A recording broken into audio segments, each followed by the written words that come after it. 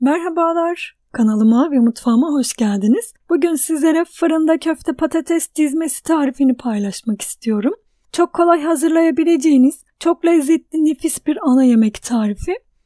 Yeni tariflerimden haberdar olabilmek için kanalıma abone olup zili tıklayıp bildirimleri açmayı unutmayınız. Tarifimiz için öncelikle köfteyi hazırlamayla başlıyorum. 400 gram kıyma, 1 tane robotta çekilmiş soğan, 2 diş sarımsak, 1 tane yumurta, yarım su bardağından biraz fazla galeta unu, tuzunu ekledim. Karabiber ekliyorum. Yarım çay bardağı kadar da su ekledim. Köfteyi iyice yoğuralım. Köfte harcımız hazır. Köfte hamurundan cevizden biraz büyük parçalar koparıp yuvarlak köfteler hazırlayalım.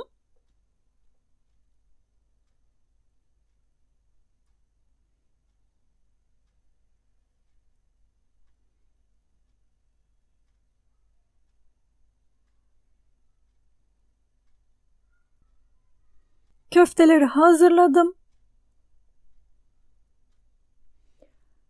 Bir tavayı iyice ısıttım.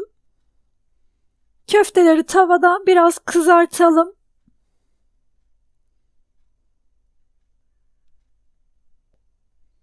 Kızaran köfteleri çevirelim. Hiç yağ kullanmadan köfteleri kızartıyorum. Kızaran köfteleri alalım. Çok fazla pişirmenize de gerek yok. Zaten fırında da pişecek. Köfteleri bir kenara aldım. 5 tane küçük boy patates kesiciyle kesip hazırladım. Yuvarlak fırın kabı kullanıyorum. Bir patates, bir köfte, bir patates, bir köfte olacak şekilde fırın kabına yerleştirelim.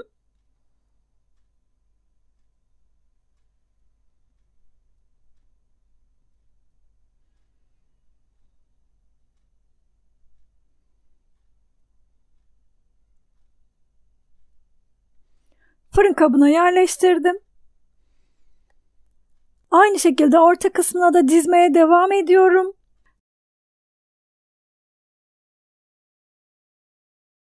Patateslerden biraz arttı. Artan patatesleri de aralara diziyorum.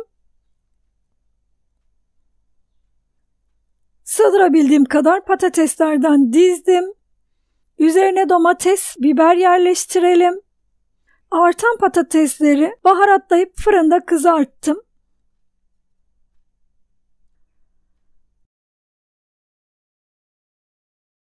Şimdi sosumuzu hazırlayalım. Köfteleri kızarttığım tavaya biraz sıvı yağ aldım. 1 yemek kaşığı domates salçası, biraz kavuralım. Salçayı kavurunca yemeğimiz daha lezzetli oluyor. Kavrulan salçanın üzerine 2 su bardağı su ekleyelim.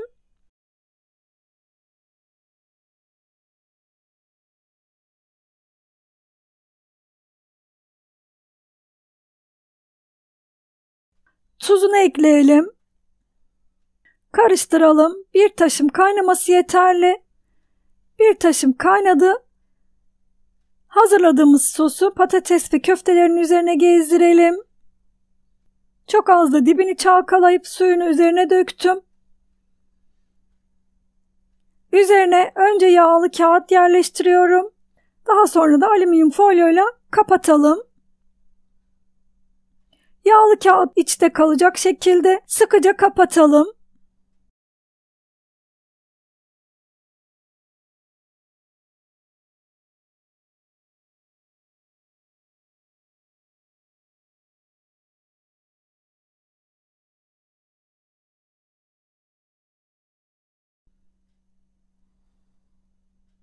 ...200 derecelik fırına verelim. 200 derecelik fırında tam 40 dakika pişirdim. 40 dakikanın sonunda üzerindeki yağlı kağıt ve alüminyum folyoyu alalım. Tekrar bir 10 dakika kadar pişmeye bırakalım.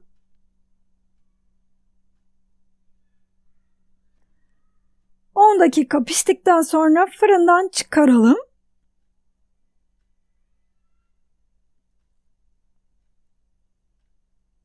Köfte patates dizmesi tarifimiz hazır. Pilav eşliğinde sıcak sıcak servis edebilirsiniz. Bir sonraki tarifimde görüşmek üzere. Hoşça kalın.